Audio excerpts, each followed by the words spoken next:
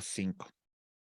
En esta unidad hablaremos de las garantías constitucionales para la defensa de los derechos humanos. ¿Qué vamos a estudiar? Ahí va. En esta unidad, estos son los puntos que vamos a revisar. Empezaremos con el tema de las garantías constitucionales. Vamos a revisar los medios de control de constitucionalidad. Haremos un estudio pormenorizado de algunos de ellos, como la controversia constitucional, la acción de inconstitucionalidad. Continuaremos con el tema del juicio de amparo, las garantías constitucionales, así como los derechos humanos, que van a ser objeto de una restricción de conformidad con el artículo 29 de nuestro texto constitucional. Muy bien, empezamos entonces con esta referencia. Lo primero que nos tiene que quedar claro y que no podemos olvidar es la cuestión de distinguir los derechos humanos que están aquí, que son inherentes a nuestra naturaleza, que los tenemos por el simple hecho de ser seres humanos. Aquí está, muy bonitos, ¿sale? Pero para garantizar su eficacia, para garantizar su observación, estos derechos humanos se van a positivizar en una norma suprema, en una norma fundante. Aquí está. A estos derechos humanos positivizados los vamos a conocer con el nombre de derechos fundamentales. Pero esto tampoco es suficiente.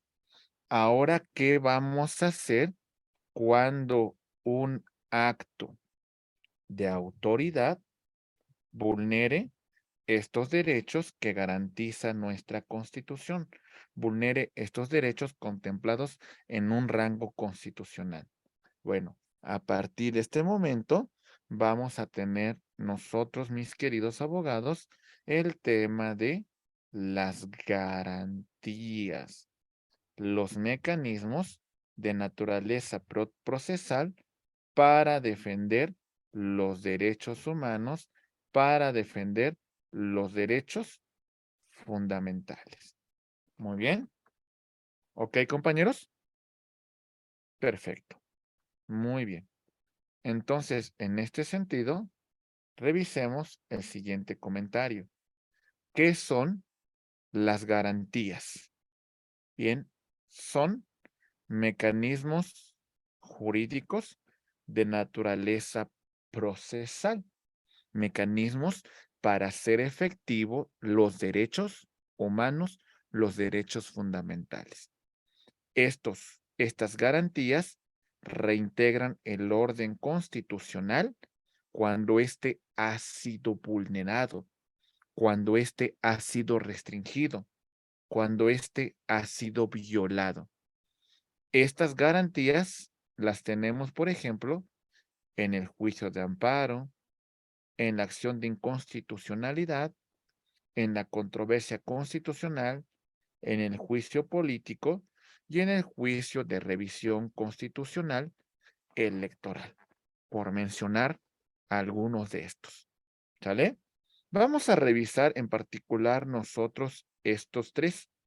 ¿Sale? Juicio de amparo, acción de inconstitucionalidad y controversia constitucional. Estos son los medios de control de constitucionalidad que nos ayudan a mantener la supremacía de nuestro orden constitucional. Empecemos con el medio de control denominado controversia constitucional, el cual se encuentra regulado en el artículo 105 en la fracción número 1 de nuestra Constitución. ¿Ok? Muy bien. Vamos a empezar.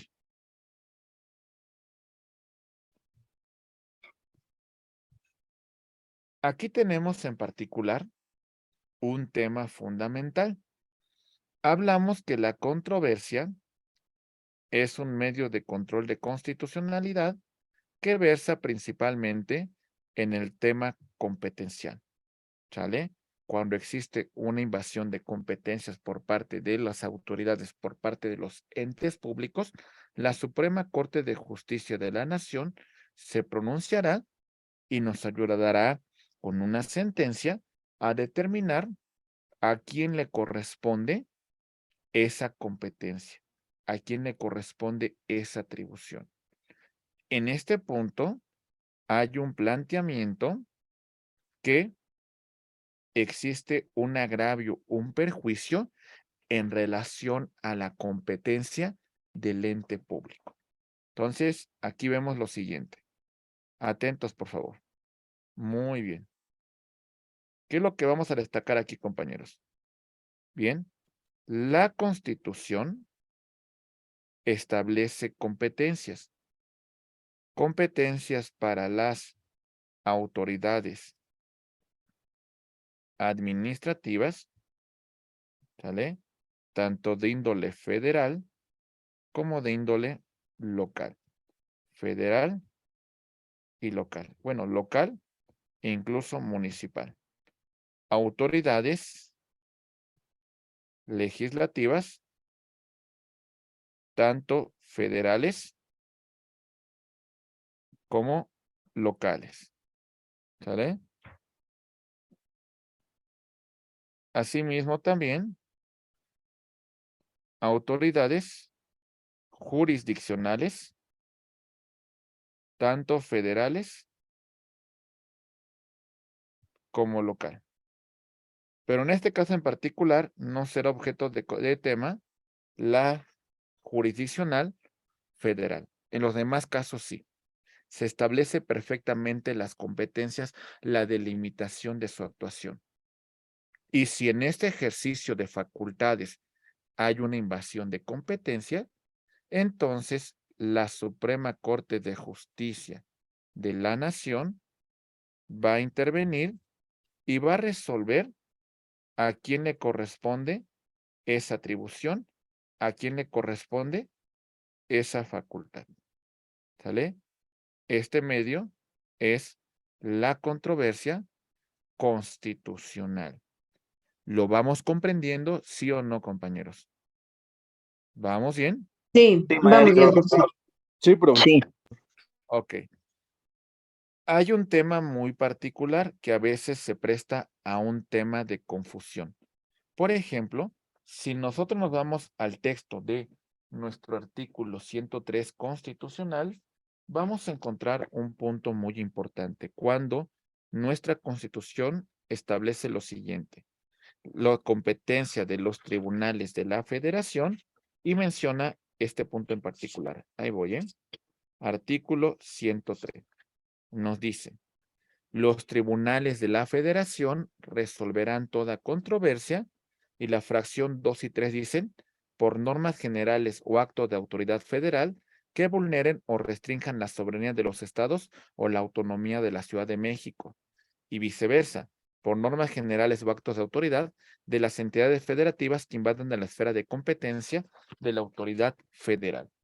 Pero este tema del artículo 103 de nuestra Constitución, en su fracción 2 y 3, hace mención principalmente, compañeros, cuando en esa invasión de competencias se cause un agravio al gobernado.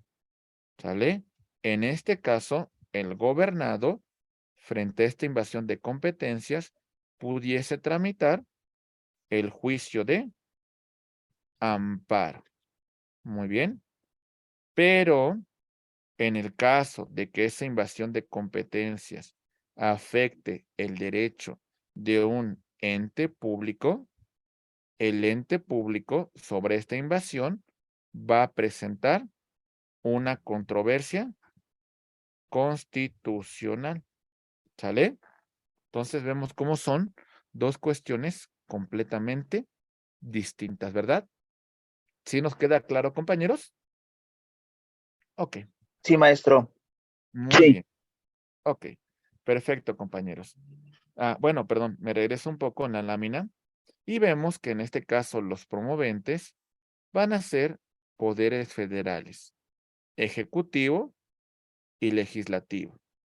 Ejecutivo en su administración pública, tanto centralizada, desconcentrada, descentralizada. ¿Sale? Ok. Los poderes de los estados. En este caso hablamos de el ejecutivo, legislativo y judicial. ¿Sale? Los de la Ciudad de México y sus alcaldías, también en este rubro, así como también el orden de gobierno federal, estatal y municipal. Entonces, este medio de control de constitucionalidad solamente lo tienen los entes públicos para, pues, de alguna manera verificar la tutela de sus derechos, de su esfera competencial.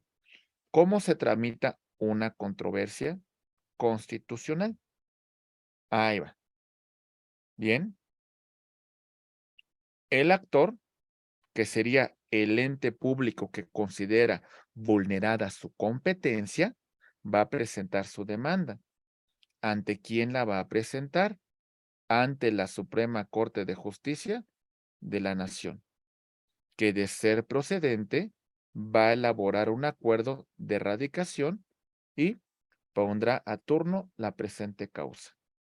Si en el acuerdo inicial que presenta la Corte fuera un desechamiento, contra actos del presidente de la Suprema Corte, pudiésemos presentar un recurso de reclamación. Y en el caso de prevenir, pues tenemos que aclarar la prevención, porque de no aclararla, entonces la demanda se va a desechar. ¿Sale? Ok, muy bien. Bien, bueno, se admite a trámite. Turnamos a un ministro instructor, va a emplazar a las partes, emplazará a la autoridad que ha vulnerado la esfera competencial, ¿sale? ¿Quién podrá presentar contestación a esa demanda? El ministro instructor emite un acuerdo, señala fecha de audiencia para el ofrecimiento y desahogo de pruebas. Se celebra la audiencia, se va a celebrar un proyecto, se discute en una audiencia pública y por mayoría se dictará una sentencia. La Suprema Corte de Justicia de la Nación verificará el cumplimiento de dicha sentencia. ¿Ok?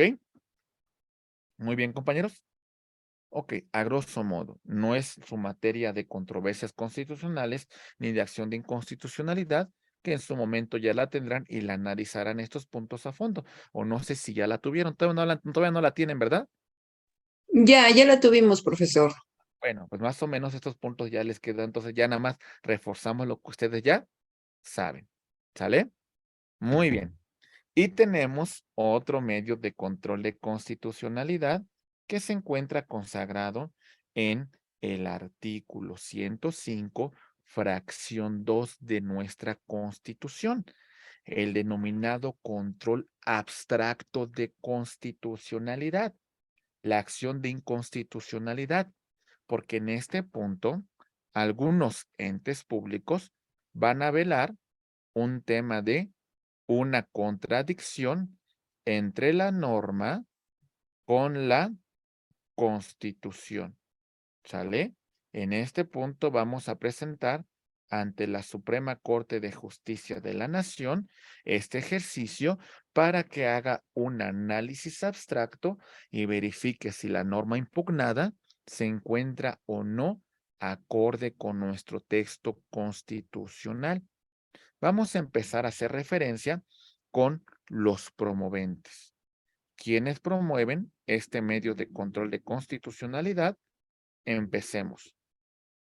Legisladores federales en un 33% sobre normas que ellos hubiesen aprobado. ¿Sale? Ok, muy bien. También tenemos los congresos locales en un 33% sobre las normas que ellos hubiesen aprobado. ¿Sale? Muy bien.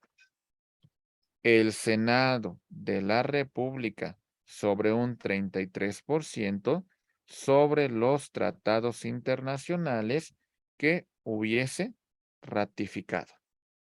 ¿Sale? Bien.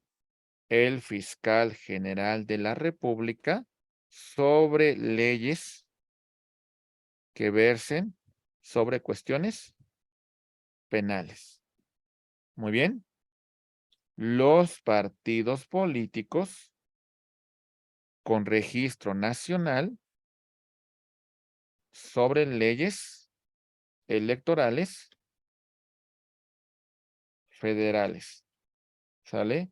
Y los partidos políticos con registro local sobre leyes electorales locales. ¿Sale? El INAI sobre leyes sobre acceso a la información pública. ¿Sale? Y la CNDH y las comisiones locales sobre normas de derechos humanos, así como las comisiones estatales de derechos humanos. Y los organismos constitucionales autónomos sobre leyes que versen sobre su respectiva competencia. Muy bien, compañeros. ¿Vamos bien? Ok. Estos son los entes facultados para presentar este ejercicio de control abstracto de constitucionalidad. ¿Qué significa abstracto? A ver, que posiblemente ni siquiera exista una violación. Lo que vamos a verificar es que esta ley que ha sido aprobada sea acorde con la Constitución, ¿sale? Que esa ley no contradiga lo que establece nuestra Constitución Federal. Y en este punto, compañeros, entonces, si esta norma, cuando se hace el ejercicio de control abstracto, es contraria a la Constitución, entonces esta norma dejará de tener, de alguna manera, validez con efectos generales, siempre y cuando sea aprobada por 8 ministros. ¿Sale? Muy bien. Entonces, este es el ejercicio de la acción de inconstitucionalidad, verificar que la norma no sea contraria a lo que establece nuestra Constitución. ¿Cómo se va a dar el procedimiento? Aquí recuerden que no hay como tal una contraparte. Lo que estamos verificando es la norma y ejercemos un control abstracto de constitucionalidad para verificar la norma a la luz de la Constitución. Continuamos, compañeros, y vemos el procedimiento. Ahí va. Ahí va nuestro procedimiento, compañeros. Muy bien. El actor, que en este caso es el ente público que solicita el tema del control abstracto de constitucionalidad, presenta la demanda. La Suprema Corte de Justicia de la Nación elabora un acuerdo de radicación de ser procedente a trámite. Sobre su desechamiento, podemos presentar recurso de reclamación por actos del presidente de la Suprema Corte de Justicia de la Nación. Si previene, tenemos que aclarar la prevención, porque de no hacerlo nuestra demanda se desechará.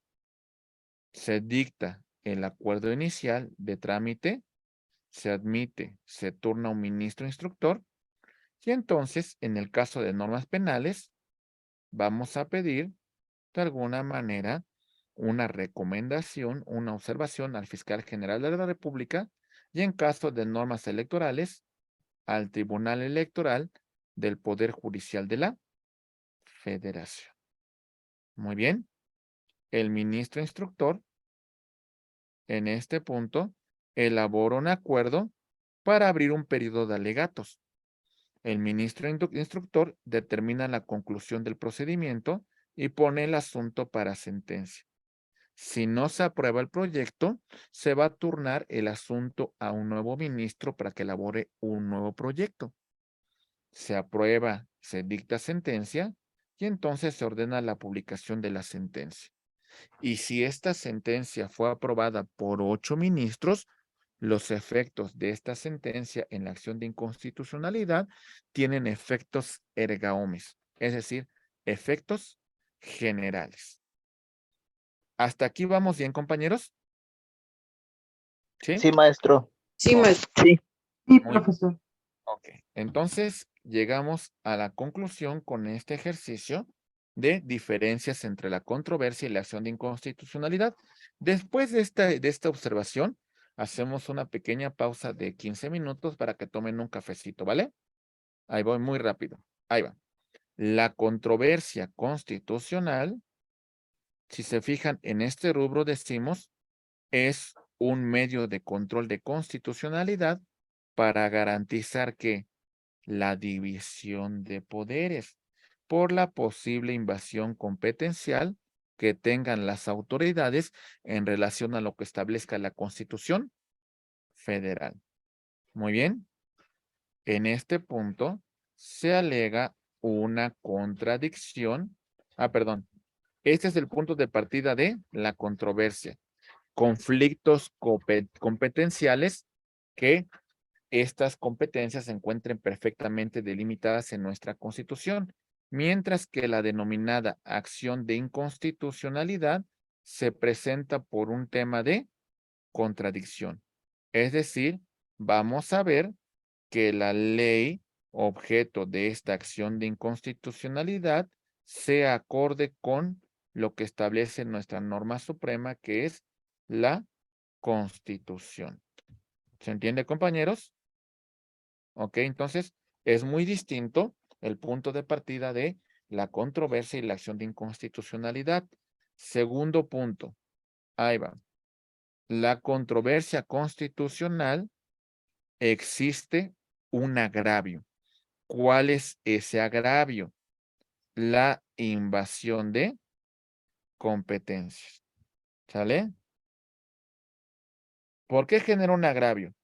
Imaginen que la competencia le corresponda a una recaudación de un impuesto, de una contribución a un municipio y resulta que quien hace la recaudación es la autoridad estatal.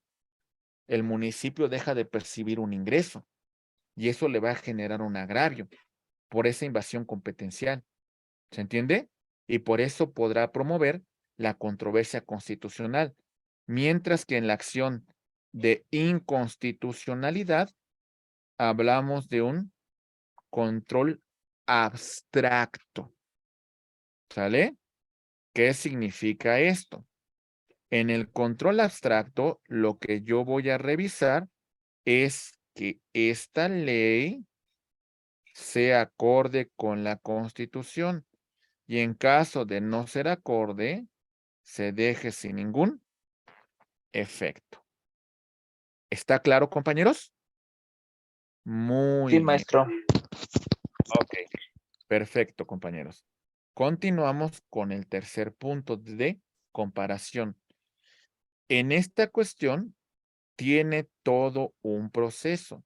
Demanda quien lo presenta el ente público que considera invadida su competencia, la contestación que va a realizar el ente público que entre comillas invadió una competencia, seguimos con un periodo de pruebas, alegatos y se va a dictar sentencia. Entonces hay como tal una controversia, mientras que en la acción de inconstitucionalidad como tal no existe un periodo de pruebas y alegatos porque vámonos directamente a hacer un ejercicio abstracto de la norma a la luz de la Constitución. Muy bien. Ok, siguiente punto de comparación. Tenemos que las controversias constitucionales van a ser impugnadas por todo tipo de actos de autoridad e inclusive por tema de normas generales. ¿Cómo sería en el tema de normas generales? Vamos a suponer que un congreso local ha legislado sobre una norma y considera el Congreso de la Unión que el Congreso local del Estado no tiene facultades para legislar sobre esa materia porque esa materia le corresponde al Congreso de la Unión. En este punto en particular, pues el Congreso de la Unión, diputados, senadores, van a iniciar una controversia constitucional para que ese Congreso no legisle sobre esa materia. ¿Sale? La acción de inconstitucionalidad versa solamente sobre normas generales. ¿Ok, compañeros? Muy bien. Último punto de comparación. Decimos, los efectos de la sentencia dictada, cuando se trata de normas generales, declara su invalidez. Los efectos entre las partes en invasión de competencias entre autoridades, pues bueno, deja sin efecto esa invasión de competencia. ¿Sale? Regresan las cosas al estado que se encontraban antes de la invasión de esa competencia. En las acciones de inconstitucionalidad, vemos que tiene efectos generales cuando ha sido resuelta por 8 ministros. Entonces, si 8 ministros en esta resolución de la acción de inconstitucionalidad han establecido que la norma es contraria a la Constitución, esta norma deja de tener validez con efectos generales, con efectos erga omnes. ¿Comentarios hasta aquí? ¿Vamos bien? Vamos bien, profesor. Sí, vamos bien. Sí, pues. Ok, seguro. O sea, todos ahorita hacemos un pequeño ejercicio de retroalimentación. Muy bien, compañeros. Pues bueno, ya vamos a proceder. Déjenles pongo un pequeño cronómetro en la cual a continuar entonces, compañeros, sobre los puntos que hemos venido analizando. Continuamos con nuestra exposición. Si tenemos algún comentario, con todo gusto lo podemos verificar, ¿eh? Bien, vamos a entrar con otro medio de control de constitucionalidad. En este caso en particular, vamos a dar inicio con el juicio de amparo. De forma muy general, por supuesto, ¿eh? Muy bien. En este punto, este medio de control de constitucionalidad lo va a tener el gobernado frente a actos de autoridad y en algunos casos actos de particulares, cuando estos tienen el carácter de definitivo por ser violatorios de derechos humanos, de derechos fundamentales. Asimismo, también en el caso de invasión de esfera competencial que causen un agravio al gobernado. Es un medio de control de constitucionalidad que por excelencia tenemos como gobernados para defendernos frente a actos de autoridad que vulneren nuestros derechos humanos. Su fundamento lo vamos a encontrar en el artículo 103 y 107 de la Constitución, así como una ley reglamentaria del artículo 103 y 107 denominada Ley de Amparo. Un régimen supletorio lo tenemos en el Código Federal de Procedimientos Civiles para aquello que no contemple la ley de amparo, y el objetivo y finalidad del juicio de amparo es restituir al gobernado en el goce del derecho humano que hubiese sido vulnerado, y el punto principal es regresar las cosas al estado que se encontraban antes de la violación a sus derechos. Entonces, en este punto en particular, tenemos una doble tramitación de nuestro juicio de amparo. Por una parte, dentro de este tema del amparo, tenemos nosotros, por supuesto, el tema de, ahí voy, el amparo en su tramitación de indirecto o también conocido con el nombre de biinstancial, y el amparo directo, o también conocido con su nombre de uninstancial. ¿Sale? Ahí está esta doble tramitación. El indirecto lo van a conocer los juzgados de distrito o los tribunales colegiados de apelación sobre un asunto que devenga de otro tribunal colegiado de apelación. Y el directo será conocido por los tribunales colegiados de circuito. Muy bien.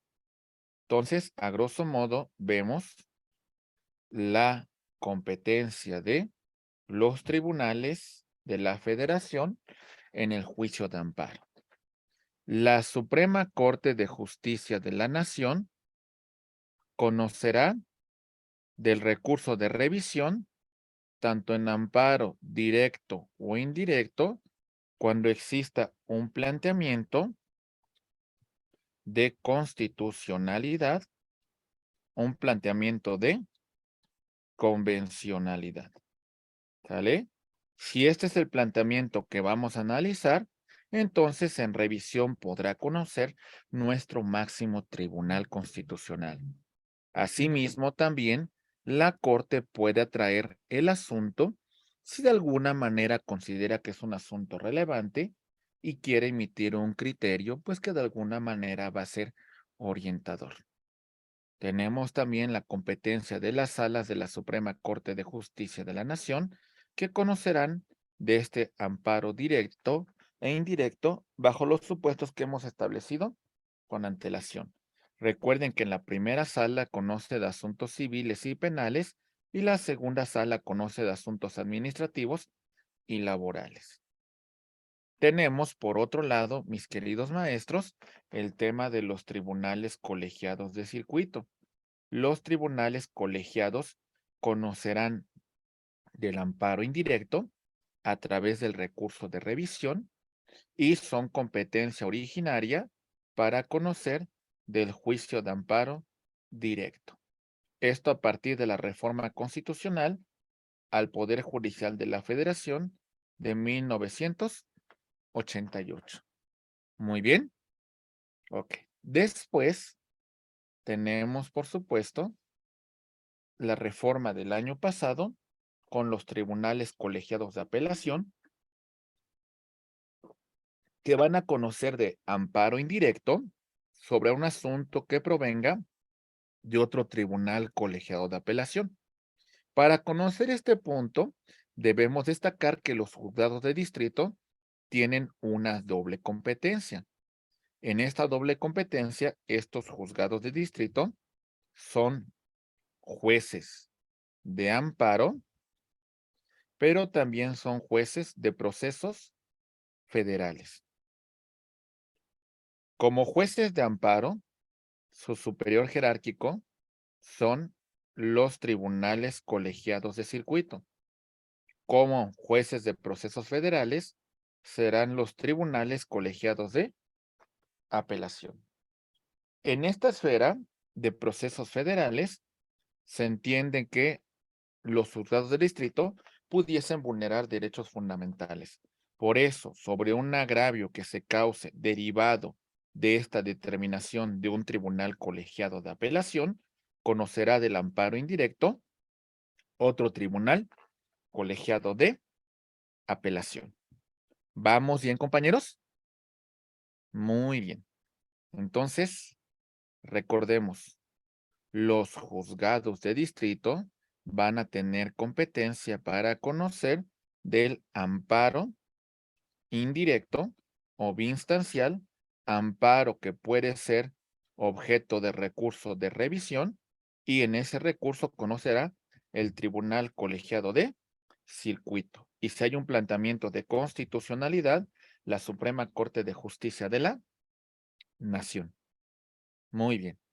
Queridos maestros, continuamos con el tema de los jueces locales, competencia auxiliar en aquellos asuntos que establece el artículo 22 de nuestra Constitución.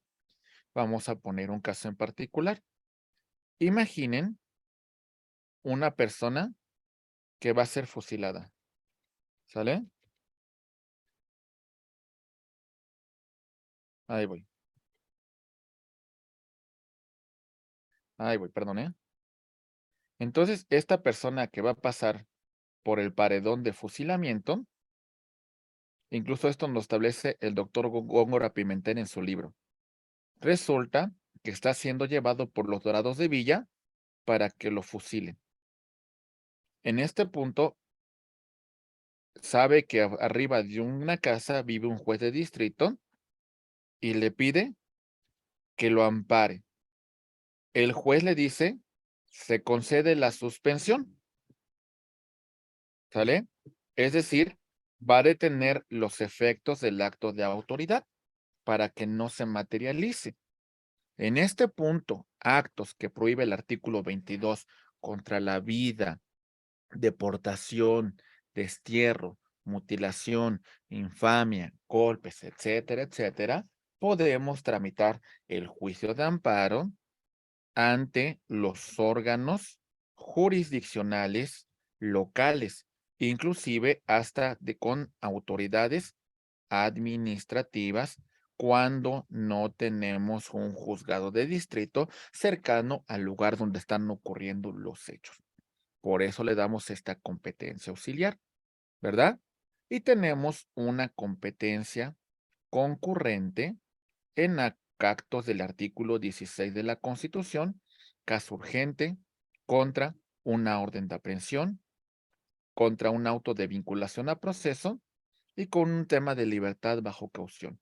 Entonces, en esta jurisdicción concurrente, nosotros vamos a decidir si acudimos directamente al juez de distrito o en su caso ante la autoridad que ha emitido el acto que estamos reclamando, ¿sale? Para que ella dé trámite al amparo. No significa que lo resuelva, pero lo va a remitir al juzgado de distrito que le corresponda. Muy bien. Ok. Si nosotros vemos un poco de aspectos de cómo surgió el juicio de amparo, podríamos verificar, mis queridos abogados, que el juicio de amparo nació por ahí del año de 1841 con don Manuel Crescencio Rejón. ¿Sale? Don Manuel Crescencio Rejón planteó este proyecto para la Constitución de Yucatán. Este proyecto de don Manuel Crescencio Rejón procedía para la defensa de los derechos que consagraba la Constitución. Este proyecto lo conoció un jurista tapatío para que en 1847 se estableciera a nivel federal. Este jurista tapatío es don Mariano Otero. Muy bien. Ok. Entonces, para 1847, don Mariano Otero, que lo tenemos aquí en la columna de los hombres ilustres en Guadalajara, aquí vemos a este gran personaje. Bien, planteó a nivel federal esta figura del juicio de amparo. 2 años después, para el año de 1849, se tramitó la primera sentencia de amparo dictada por un juez suplente de nombre don Pedro Sámano. En este punto, vemos nosotros lo que contiene esta primera sentencia de amparo. ¿Sí? La fecha de esta sentencia es del 13 de agosto del año de 1849. El promovente, el quejoso, es don Manuel Melchor Verástegui. La autoridad responsable es el gobernador de San Luis Potosí, don Julián de los Reyes. El acto es que el gobernador estableció un acto unilateral de destierro, argumentando que el quejoso había sido implicado en una rebelión. En este punto se tramita el amparo con un juez suplente llamado Pedro Sámano, quien hizo un ejercicio de control difuso de constitucionalidad y aplicó directamente el acta de reformas en su artículo 25 para conocer del trámite del juicio de amparo. No había ley de amparo, aplicó directamente el acta de reformas. Y en este punto, el sentido del fallo fue que don Manuel Belchor Merástegui no podía ser desterrado sin que hubiese un juicio pronunciado por la autoridad jurisdiccional que determine este destierro. Entonces se dejó sin efectos el acto de autoridad. ¿Nos queda claro, compañeros? ¿Vamos bien? Ok, muy bien. Ahí va. Muy bien. Principios rectores de nuestro juicio de amparo. Primero, instancia de parte agraviada. La persona que se considera afectada en sus derechos fundamentales va a tramitar el juicio de amparo, ¿sale? En este caso tenemos que la posibilidad de que el amparo lo va a tramitar la persona que es afectada en sus derechos. En cuanto hablamos de la persona, podríamos decir que tenemos una persona física, ¿sale? Una persona moral, ¿sale? Una persona moral de derecho público, ¿sale? Cuando se afecta su esfera patrimonial, dentro de la persona física, podríamos decir que inclusive una persona con capacidad de goce y una persona con capacidad de ejercicio. La persona con capacidad de goce se tramitará su amparo por conducto de sus padres en ejercicio de la patria potestad, por conducto de su tutor, e inclusive, si no más recuerdo, a partir de los 16 años, o como ha establecido la Corte con el tema de su autonomía progresiva, podrá designar de forma unilateral a su representante en el juicio de amparo. ¿Sale? Con capacidad de ejercicio, pues bueno, tenemos esta atribución de promover este medio de control de constitucionalidad cuando un acto de autoridad nos causa un agravio. En la persona moral, tendría que ser por conducto de su representante, ¿sale? Por conducto de su apoderado legal. Claro que tendríamos que acreditar esta circunstancia. Lo mismo en el caso de la persona moral de derecho público, la persona, el ente, en este caso el servidor, que tenga facultades de representación de esta persona moral de derecho público. Entonces tenemos que la parte agraviada tendrá que presentar el juicio de amparo. Muy bien. Sí, mis queridos maestros, ¿vamos bien? Vamos bien, profesor. Ok, muy bien. Después tenemos también otro principio que es la existencia de un agravio personal y directo. Tenemos que demostrar que un acto de autoridad nos causa un agravio, nos causa una afectación a nuestros derechos. Hay una afectación a nuestra persona, hay una afectación a nuestro patrimonio, ¿sale? En este caso, hablamos que acreditamos un interés jurídico, pero también existe la posibilidad de que presentemos el amparo acreditando un interés legítimo, derechos humanos de tercera generación, y en este caso hablamos de un derecho difuso de la cual todos somos titulares. Muy bien. ¿Sí? Muy bien, Sí, compañero. profesor. Sí, profe. Ok, si no demostramos nosotros la existencia del agravio personal y directo, pues bueno, el amparo será improcedente. Muy bien. Recuerden que el acto de autoridad tiene las siguientes características. Es un acto que es unilateral. Es un acto que es imperativo. Es un acto que es coercitivo.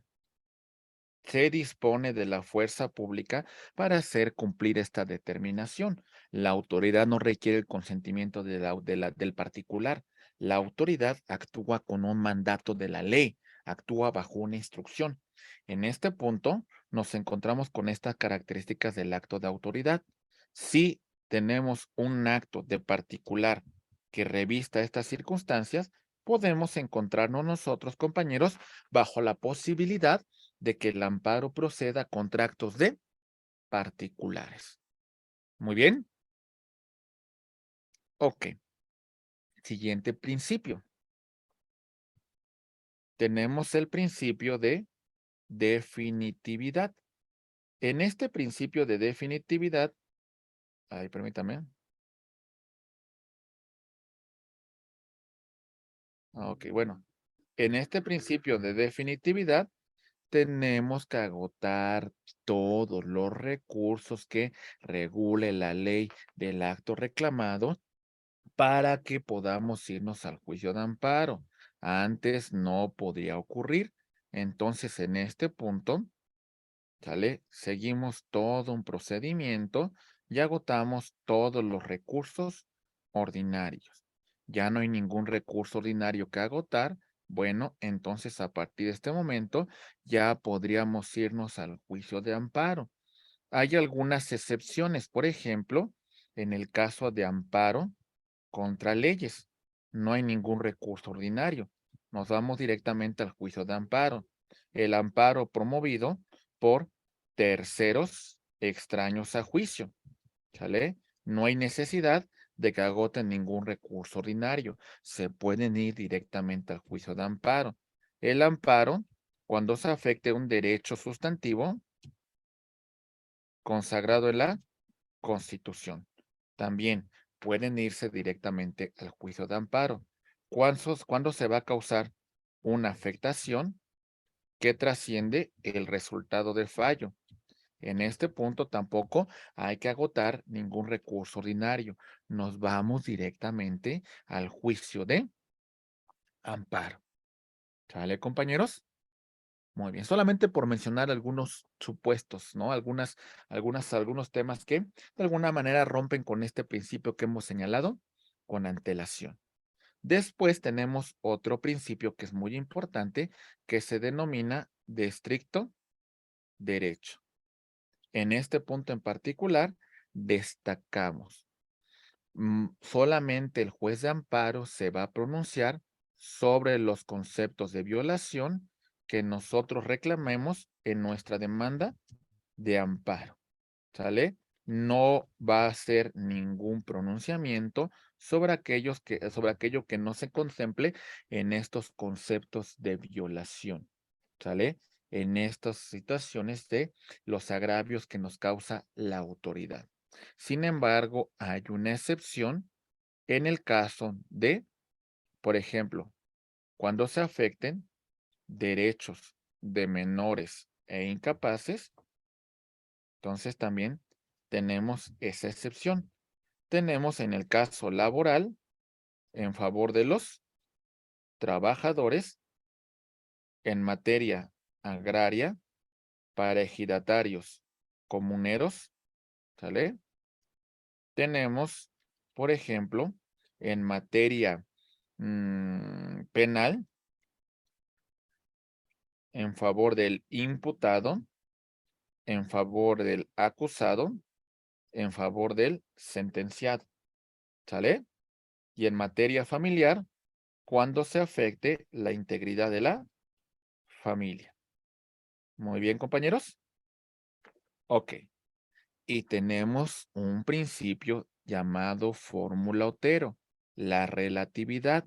La sentencia que se dicte en el juicio de amparo, pues se va a limitar a hacer un pronunciamiento sobre las partes que se vieron involucradas sin hacer ninguna declaración general. ¿Quedó claro, compañeros? Muy bien. Sí, profesor. Excelente. Bien. ¿Quiénes son las partes que intervienen en el juicio de amparo? Tenemos el quejoso, la persona que resulta agraviada, la persona que se le vulnera un derecho humano, un derecho fundamental, ¿sale? Contemplado ya sea en la Constitución, ¿sale? En los tratados internacionales, ¿ok? E inclusive en las demás normas generales, que también, porque también serán objeto de esta tutela. Muy bien. Ok. El quejoso puede ser una persona física, ¿sale?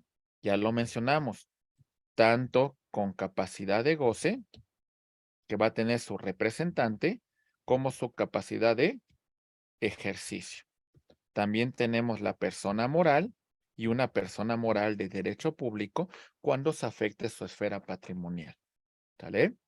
Tenemos a la autoridad responsable, que es la que ha emitido el acto de autoridad que causa un agravio a los derechos humanos del gobernado. Recuerden que la característica de su acto es unilateral, es imperativo y es coercitivo. Dispone de la fuerza pública para hacer cumplir su determinación. ¿Sale?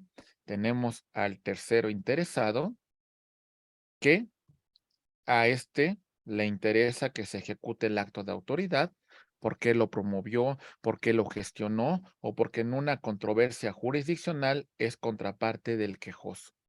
Y tenemos también al Ministerio Público, pues que es el garante del orden social y por eso estará pendiente de la tramitación del juicio de amparo. ¿Sale, compañeros? Muy bien. Los plazos para la tramitación de nuestro juicio de amparo. Plazo general será de 15 días.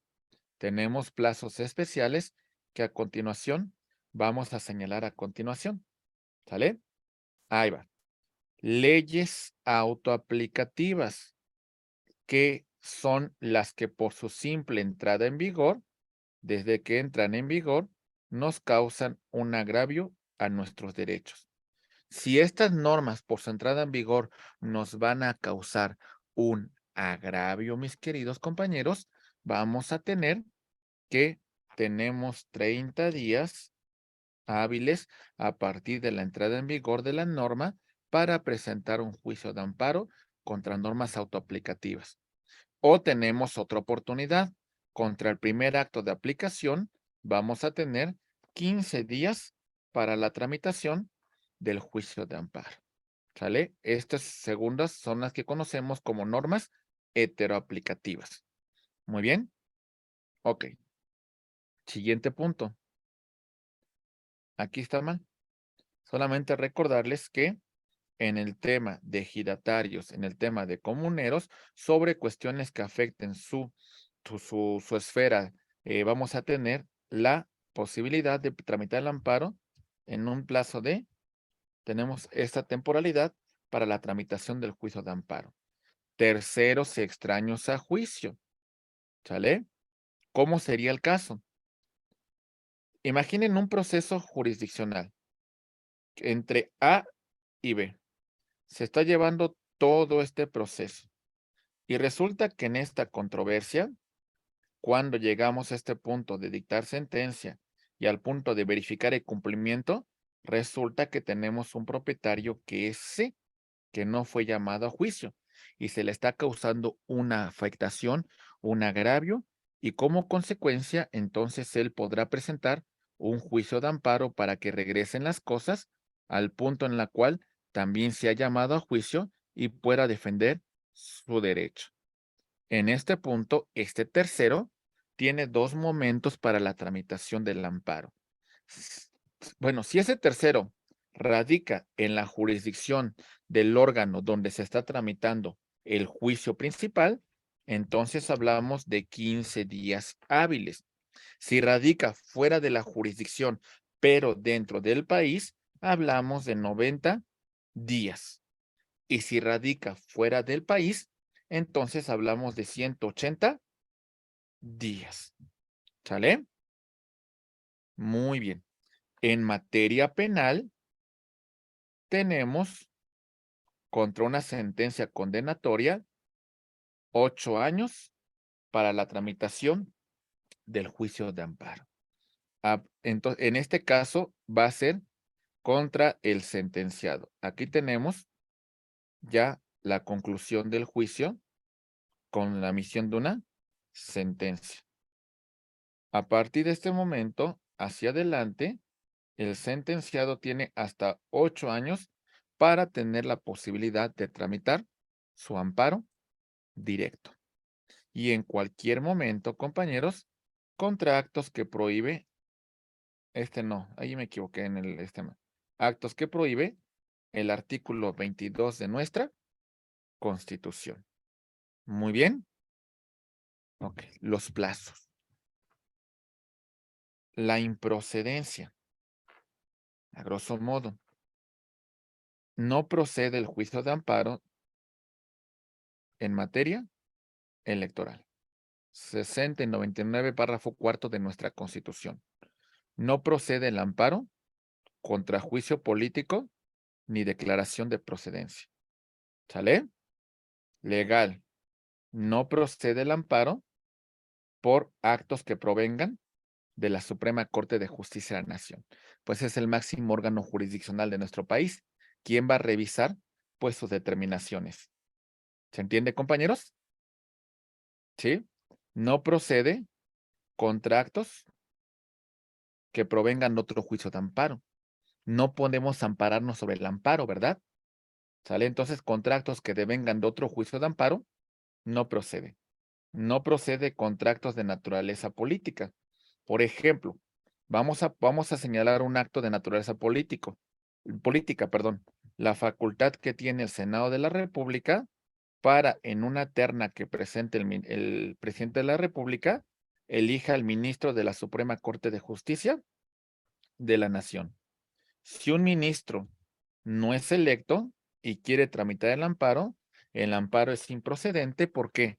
Porque es una facultad discrecional que la Constitución otorga al Senado de la República. ¿Se comprende, compañeros? Ok. No procede el juicio de amparo por razón de litispendencia. ¿Qué significa esto? Pues bueno, es una cuestión en la cual, imagínense, A y B. A presentó un amparo, contra un acto de una autoridad administrativa. Eso lo presentó a finales del 2021.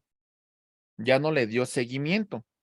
Y para 2022 vuelve a tramitar un amparo contra esa misma autoridad administrativa. Sin embargo, continuaba en trámite el amparo que presentó a finales del 2021. Por lo tanto, en este momento hay un tema de litispendencia y este juez no deberá conocer de este amparo y tendrá que tendrá que declararlo improcedente y reenviar los autos que aquí hubiese generado al juez que conoció en primer lugar del juicio de amparo. Esta es por una razón de litispendencia, ¿verdad? ¿Se comprende, compañeros? También tenemos la improcedencia del juicio de amparo en razón de cosa juzgada. Lo que se está debatiendo ya fue objeto de sentencia en el juicio de amparo. Pues ya no va a proceder, en este caso, el amparo.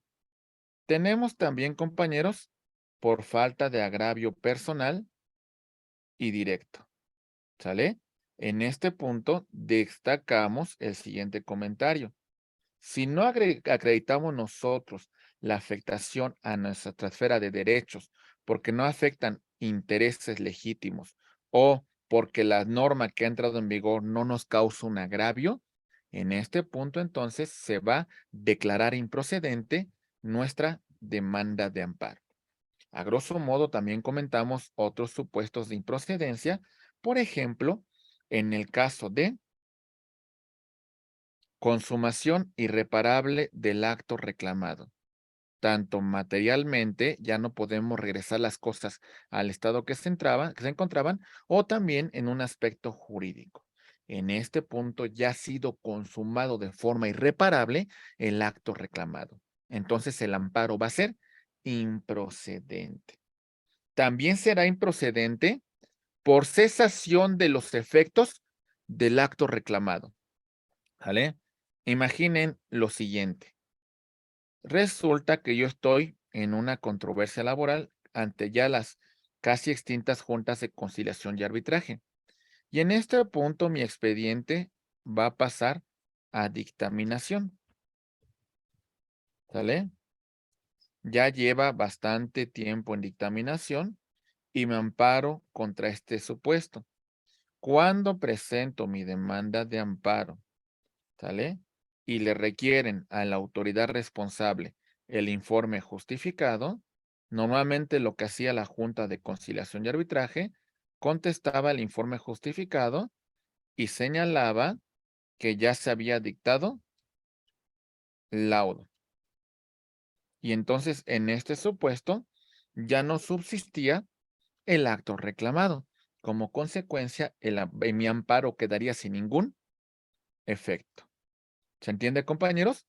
Vamos a poner un amparo en materia administrativa. Resulta que la autoridad administrativa sobre este negocio realizó una clausura y resulta que el quejoso se ampara y mientras está en proceso el amparo, la autoridad administrativa levanta esta clausura. Han cesado los efectos del acto reclamado. ¿Nos quedó claro, compañeros? ¿Vamos bien? Sí, profesor. ¿Vale? Muy bien. Siguiente punto. Decimos, por violación al principio de definitividad, porque no hemos agotado los recursos ordinarios. Si la resolución admite un recurso, hay que agotarlo. Si está un trámite, un recurso, pues hay que esperar la resolución. Y si son actos de autoridades distintas a tribunales judiciales, administrativos o del trabajo que establezcan recursos, hay que agotar estos recursos. ¿Sale? Y el último punto, por consentimiento expreso o tácito del acto reclamado. Consentimiento expreso. Yo mismo manifesté la voluntad de que se materializara el acto de autoridad y ahora no lo estoy reconociendo. Consentimiento tácito. De alguna manera, teniendo la oportunidad de promover un recurso, no lo hice. Y en este supuesto estoy consintiendo tácitamente, pues de alguna manera, este acto de autoridad. ¿Sale, compañeros? A grosso modo, estos son puntos importantes que vale la pena destacar. Y por último, el tema de el sobreseimiento en el juicio de amparo. Aquí vemos nosotros la cuestión de el amparo. En este caso, se pondrá fin al juicio de amparo sin resolver la cuestión de fondo planteada, porque el quejoso se desiste de la demanda. También cuando muere el quejoso, pero hay una reclamación solamente de un derecho personalísimo. Porque si fuera un derecho patrimonial, entonces, en este caso va a continuar la sucesión del quejoso con la tramitación del juicio de amparo, porque se actualiza alguna causal de improcedencia que hemos señalado con antelación, ¿sale? Si es notoria esto, desde el momento que presentamos la demanda, tendría que declararse improcedente. Pero si no es notoria, muchas veces se le da trámite a mi demanda y posteriormente se va a decretar el sobreseimiento. Porque durante la tramitación del amparo no logramos demostrar la existencia del agravio personal y directo, la existencia del acto reclamado, o también por inactividad procesal. ya empezamos con la tramitación del amparo, no le damos seguimiento al mismo y bueno, en este caso en particular, por esta inactividad procesal va a operar la caducidad y pondremos fin al juicio de amparo. ¿Por qué? Pues porque a final de cuentas no promovimos más. Dejamos que el amparo, pues de alguna manera, ya no continuara con su naturaleza. Estos son los puntos de sobrecimiento. Recuerden, tenemos dos tramitación de amparo. El amparo indirecto va a seguir toda una serie de pasos desde la presentación de la demanda, ¿sale? La cuestión de que de dictar el auto de admisión, se le requerirá a la autoridad responsable para que presente un informe justificado, ¿sale? Después vamos a venir con un tema de ofrecimiento de pruebas y vamos a concluir con la celebración de la audiencia constitucional, ¿sale? Esta sentencia, esta resolución que se dicta en la audiencia constitucional puede ser objeto de un recurso que vamos a denominar como apelación, perdón, recurso de revisión. Este recurso de revisión será conocido por los tribunales colegiados de circuito. Podemos tramitar en cuerda separada el tema de la suspensión del acto reclamado. En este punto se concederá la suspensión provisional, ¿sale? Se requerirá el informe previo por parte de la autoridad, ¿ok? Y concluimos con la audiencia incidental, donde se va a resolver si se concede o no la suspensión definitiva. ¿Sale, compañeros? Ok. En el tema del amparo directo, recordemos lo siguiente. Amparo directo procede contra sentencias definitivas, laudos y resoluciones que ponen fin a juicio. Lo que no entre dentro de esta categoría, vamos a entender lo que sería materia del amparo indirecto. A grosso modo, compañeros, mencionamos algunos medios de control de constitucionalidad que tienen por objeto la defensa de los derechos fundamentales. ¿Comentarios, dudas? ¿Vamos bien hasta aquí, compañeros? ¿Sí? Sí, maestro. Sí, maestro. Ok. Muy bien. Vamos a continuar entonces. Perfecto. Las garantías constitucionales para hacer efectivos los derechos que consagra nuestra Constitución, los derechos que se encuentran consagrados en los tratados internacionales, para hacerlos efectivos. En este punto, algunas cuestiones que podemos destacar, por ejemplo, es el tema de estas garantías de igualdad. Su propósito en particular es evitar privilegios, evitar ventajas. Otorgan a los individuos, a las personas, los mismos derechos. En algunas cuestiones referente a grupos vulnerables, se va a hacer una atención en particular, no por un tema de tratar de como en una situación de darles un privilegio. El punto de partida es un tema de juzgar con perspectiva de género, juzgar en atención a estos grupos que se encuentran en una situación de desventaja y entonces requieren una atención primordial, ¿sale? Por esta situación en particular que reviste su derecho. Tenemos también, por ejemplo, garantías de libertad. Permiten el tema de autodeterminación de las personas. En este punto en particular, las personas gozan de algunos puntos sobre la libertad, por ejemplo, libertad de expresión, Artículo 6 de nuestra Constitución, la libertad de imprenta, ¿sale? Artículo 7, la libertad de reunión. Artículo 9 de la Constitución, la libertad de portación de armas de fuego, cumpliendo con los requisitos que establece nuestra Constitución, la libertad religiosa, ¿sale?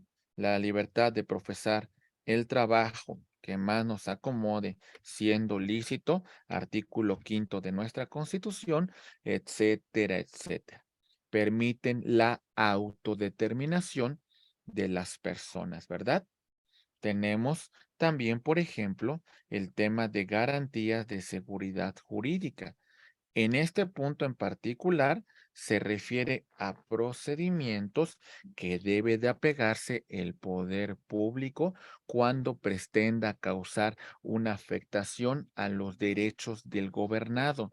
¿Sale? El debido proceso, artículo 14 y artículo 16 de nuestra Constitución.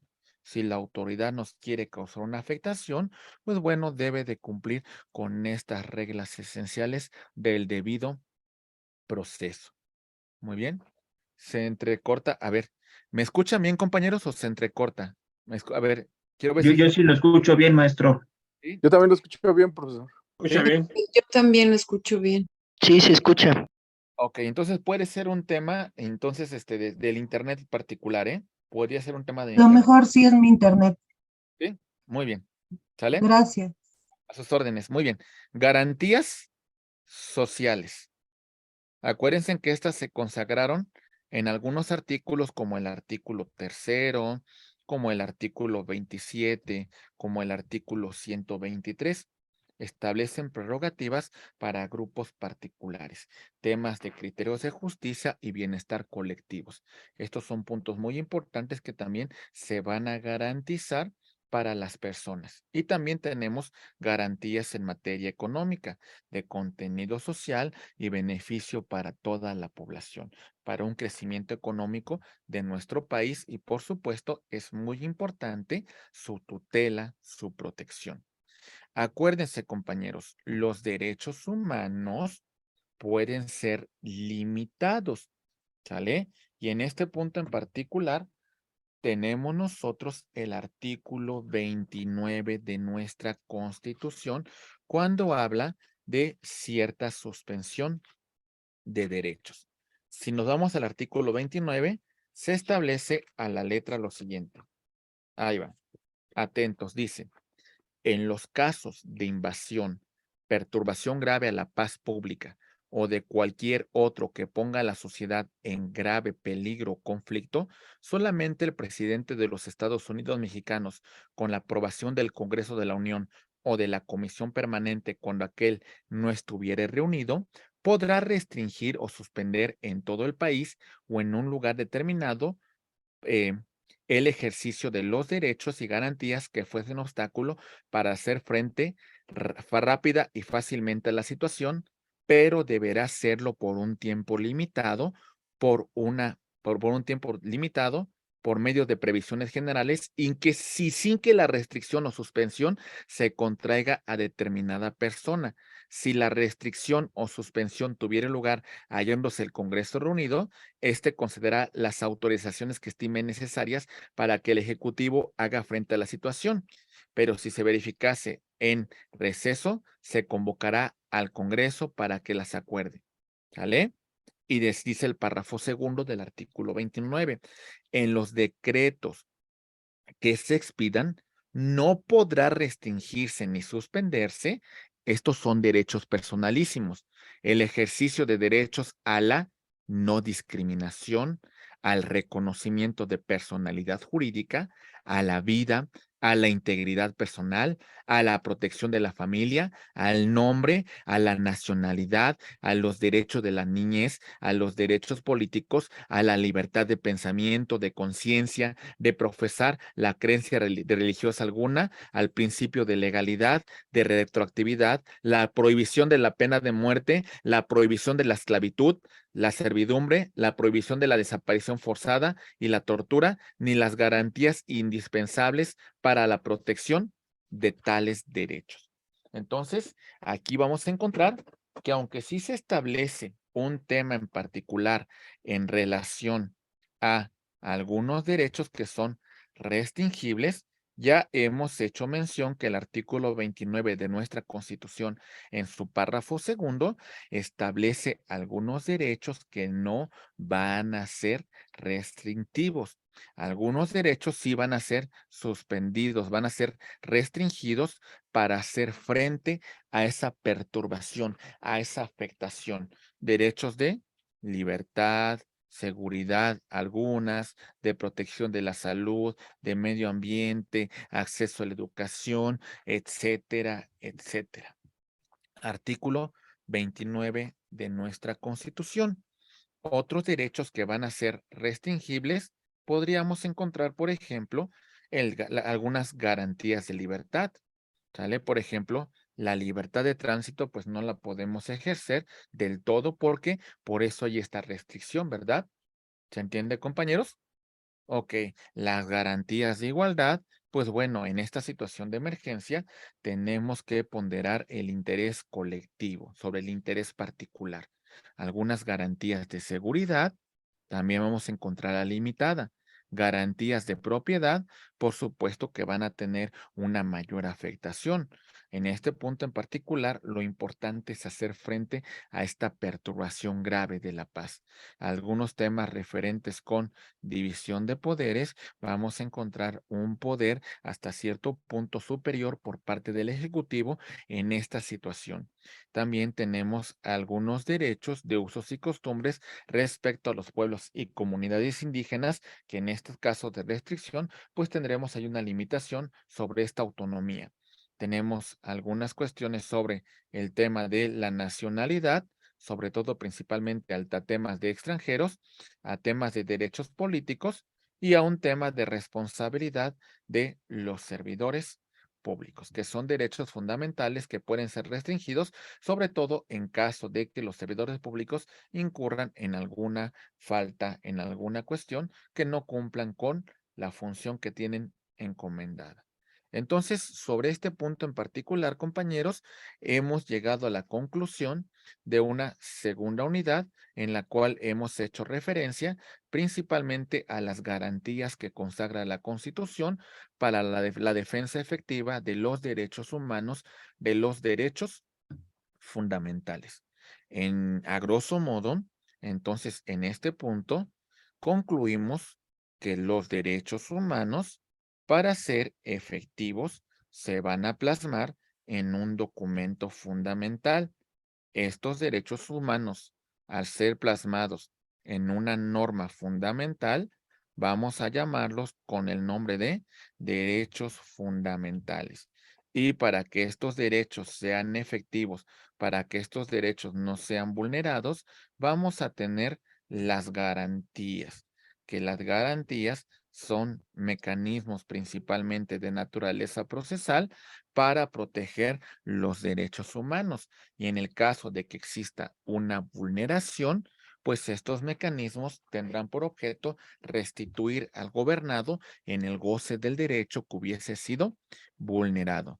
Señalamos que algunas de las garantías que consagra la Constitución la tenemos en el artículo 102, apartado B, por ejemplo, en relación a la Comisión Nacional de Derechos Humanos y las comisiones locales de derechos humanos. Tenemos el artículo 99 de la Constitución en relación al tema de la justicia electoral. ¿Sale? Tenemos el artículo 103 y 107 que tienen que ver principalmente con el tema de el juicio de amparo. Tenemos el artículo 105, fracción 1 y fracción 2. El primero versa sobre las controversias constitucionales y el segundo sobre las acciones de inconstitucionalidad. Tenemos el artículo 110 en el tema del juicio político. Tenemos el artículo 111 en el tema de la declaración de procedencia. A lo largo de esta sesión hicimos referencia principalmente al tema de la controversia constitucional, la acción de inconstitucionalidad y verificamos el tema de el juicio de amparo para cerrar con la cuestión de las garantías constitucionales que, de conformidad con el artículo 29 de la Constitución, pueden ser suspendidas, pueden ser restringidas y aquellas que no se podrán afectar porque, como diría Luigi Ferrajoli, es una norma pétrea. Se encuentran escritas en piedra y en todo momento deben ser garantizadas por la autoridad. Compañeros, sobre estas dos unidades que hemos hecho referencia, ¿algún comentario, alguna duda que tengan? Ninguna, profesor. No, ¿Seguros? todo claro, No, profesor. ninguna, profesor. Sí, todo bien. ¿Seguros? O está bien la exposición o de alguna manera me están ignorando, compañeros. ¿Vamos bien seguros? Sí, sí, está No, buena la profesor, exposición, maestro. está muy claro. Ah, muy bien, ¿sale? Bueno, entonces, sí nos queda claro entonces, mi estimada maestra Verónica, maestro Jesús, Sí. maestro Julio, maestra Lisa,